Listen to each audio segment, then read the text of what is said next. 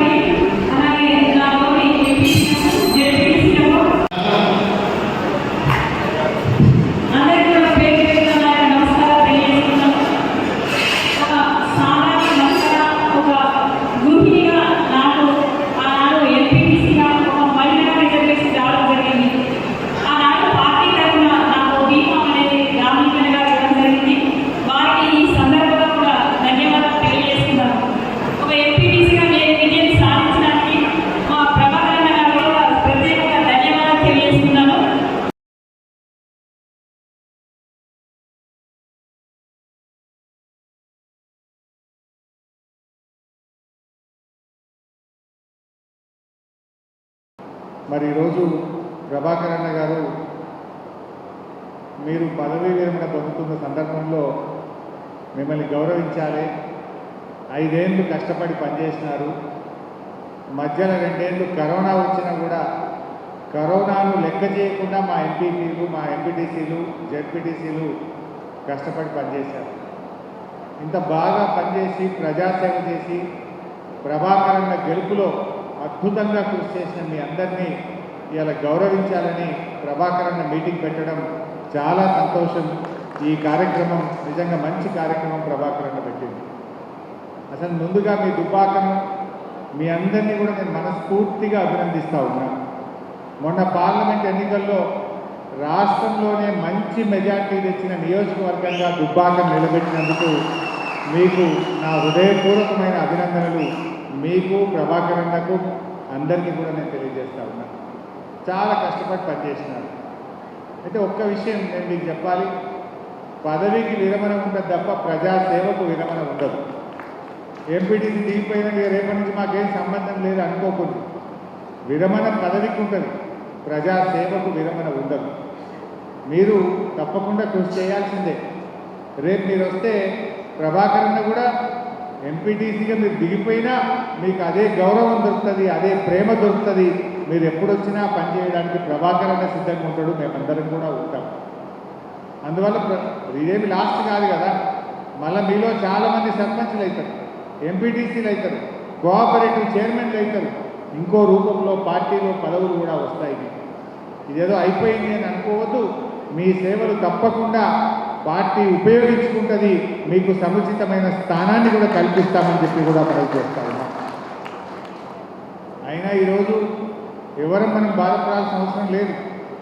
రాజకీయాల్లో ఒడిదొడుకులు ఉంటాయి, గెలుపు ఓటములు ఉంటాయి, ఓటమి తర్వాత వచ్చేది గెలుపే।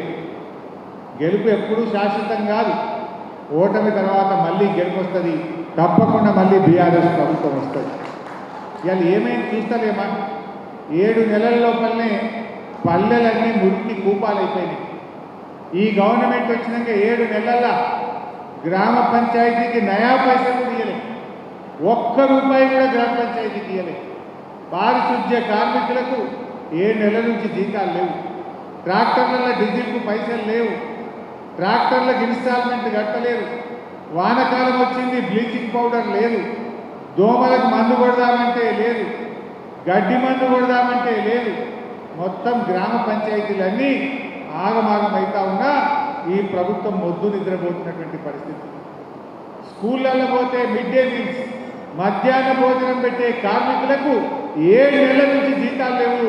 వాళ్ళందరూ కూడా ఆగమాగమవుతున్నారు. వంట వండిన సామాన్లు పైసలు లేవు.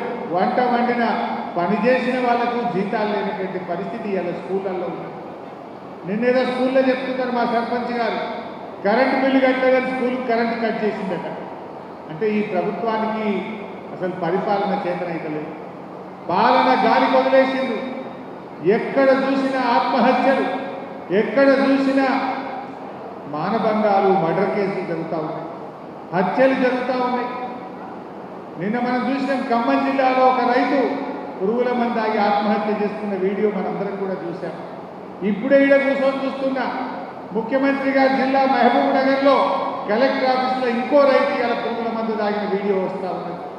అంటే ఈ రాష్ట్రంలో పాలన గాలి వదిలేసిండ్రు. కేవలం ప్రతిపక్షాల మీద కేసులు, కుట్రలు తప్ప పరిపాలన చేతనైతలేదు. అందుకే రోజు కూడా ఆత్మహత్యలు జరుగుతూ ఉన్నాయి, రేప్ కేసులు జరుగుతూ ఉన్నాయి, హత్యలు జరుగుతూ ఉన్నాయి. లా అండ్ ఆర్డర్ ఆగమైపోయింది. రైతు బంధు అయితే దిక్కే లేదు. కేసీఆర్ ఉండగా జూన్ నెలలో ఖచ్చితంగా రైతు బంధు పడ్డది. ఇలా జూలై వచ్చినా ఒక్క రూపాయి కూడా రైతు బంధు ఇవ్వకుండా ఇలా రైతులు ఉసురు పోసుకుంటా ఉన్నారు. ఏమనంటే ఏది లేత, ఎవరికి గీత పెడదాం, ఎవరికి కోత పెడదాం, ఎవరికి బంధు పెడదాం, ఎంత కమ్మి చేద్దామని ఆలోచన చేస్తుంది తప్ప సకాలంలో రైతు బంధు ఇవ్వడంలో ఈ ప్రభుత్వం పూర్తిగా ఫెయిల్ అయిపోయింది. పాపం అవ్వాతాతలకు ఆ 2000 పింఛన్ వస్తుంది. కేసీఆర్ ఉండగా 200 పెన్షన్ 2000 చేస్తా అంటే బరాబర్ 2000 చేసి ఇచ్చిండు మన కేసీఆర్. వీళ్ళు 4000 చేస్తామన్నారు.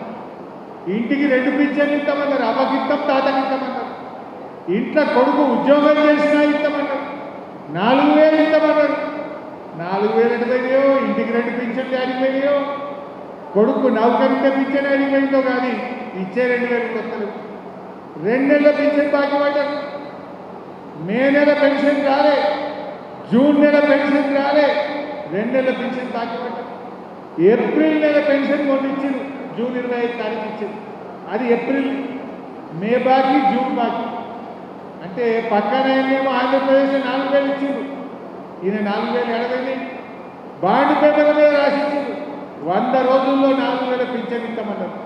4000 దిక్కు లేదు, ఇంటికి 2 పింఛన్లు దిక్కు లేవు, నౌకరులకు పింఛన్ లేదు, ఇచ్చే 2000 కూడా ఇయ్యే పరిస్థితి ఏర్పడ్డది. పింఛన్లు రావు, కరెంటు సరిగా రాదు, స్కూళ్ళల్లో కరెంటు కట్ అయిపోయింది, మధ్యాహ్న భోజనంలో జీతాలు లేవు, పారిశుద్ధ్య కార్మికులకు జీతాలు లేవు, ఊర్లలో చెత్త ఎత్తులు బంద్ అయిపోయిన పరిస్థితి ఉన్నది.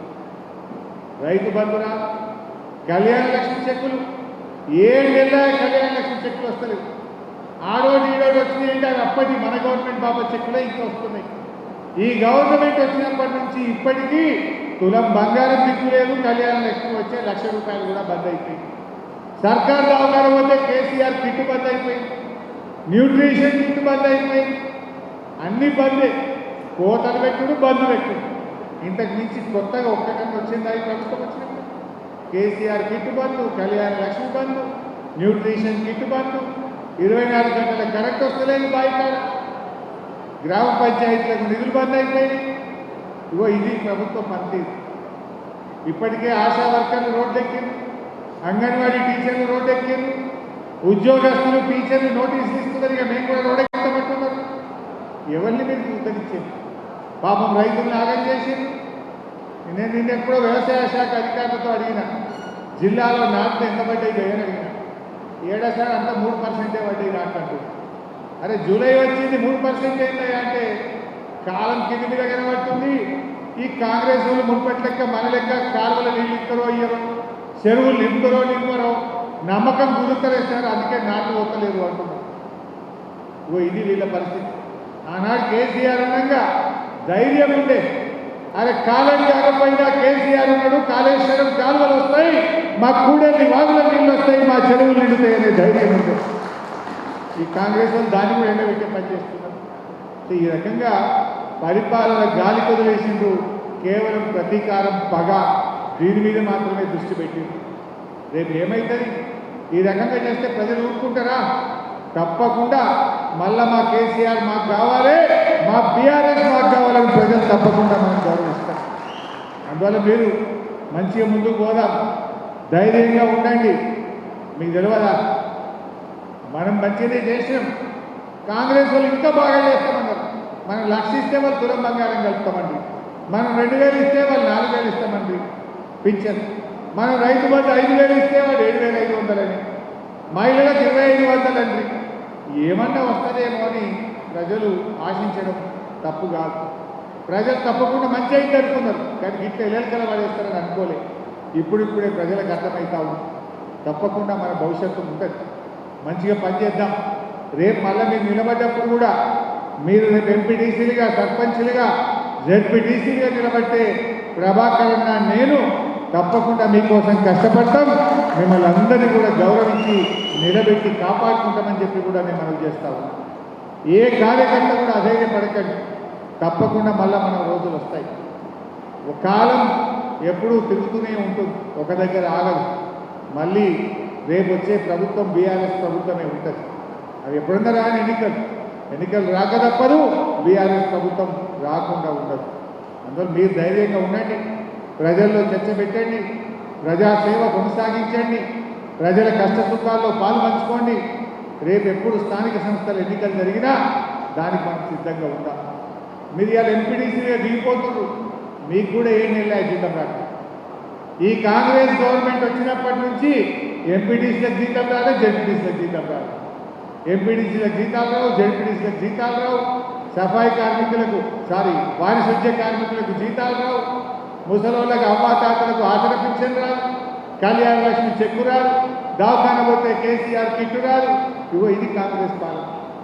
పొద్దుందా కరెంటు పోతున్నది, కరెంటు పోయిందంటే పాపం ఆ కరెంటు ఉద్యోగులను సస్పెండ్ చేస్తున్నారు. నీకు పాలన చేతనైతే లేదు, నీకు కరెంటు ఇయ్య చేతనైతే లేదు, రోజుకు 4 సార్లు కరెంటు పోతుంది.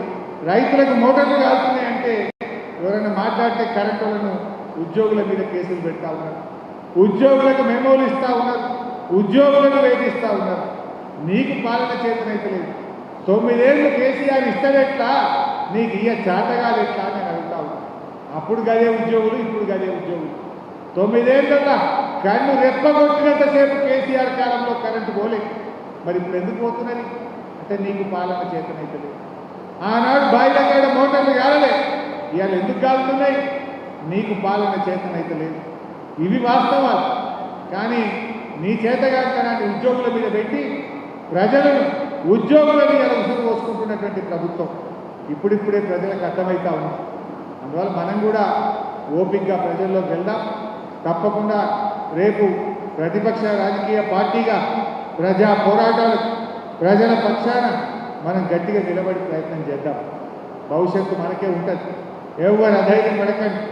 ఏ కష్టం వచ్చినా ప్రభాకర్ అని ఉంటాడు, యాదవ్ రెడ్డి సాబ్ ఉంటాడు ఎమ్మెల్సీగా, నేను కూడా తప్పకుండా మీకు అండగా ఉంటానని చెప్పి కార్యకర్తలు ధైర్యంగా ముందుకు సాగాలని కోరుకుంటూ జై తెలంగాణ.